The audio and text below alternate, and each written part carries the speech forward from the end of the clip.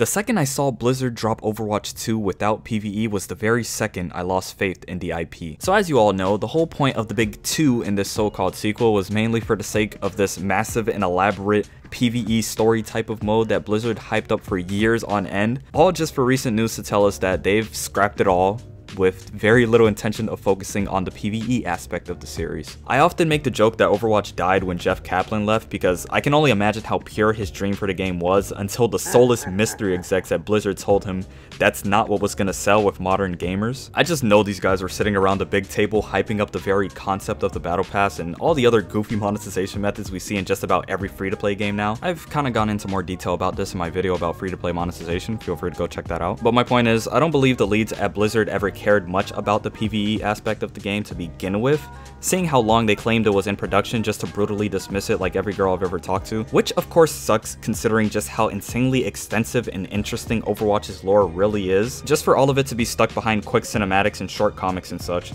it would have been so awesome if even half of this content made it into the actual game.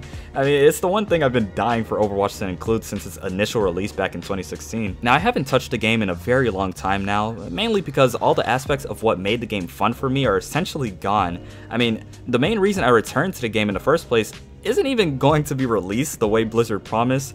I know I've heard people say that the idea of PvE hasn't been completely scrapped as they'll still have small story missions as proven by the roadmap they showed, but like, how do you know that, right? Like, how do you know this isn't just another lie from Blizzard? Because they sure as heck seem to be great at driving their community's hopes and dreams deep into the dirt. I guess I'm just glad I never spent a penny on this soulless corporate shell of the amazing experience Overwatch used to be. And while I do genuinely hope the best for this game's future, which is why I may sound a bit harsh, I don't know if there's much Blizzard can do to regain the trust of the community that have been betrayed in every way possible in these past years, but it is indeed the timeline we're living in. I mean, if you enjoyed the current state of the game and you're enjoying Overwatch, you're having fun with it, then enjoy it, right? I'm not here to tell you like, hey, people who play Overwatch are a bunch of losers. That's not what I'm here to do. I'm just speaking from my own experience, what I think about the game and how I feel about it personally. It's just personal opinion, just wanted to put that out there, you know? Anyway, that's all I had to say. Now, if you'll excuse me,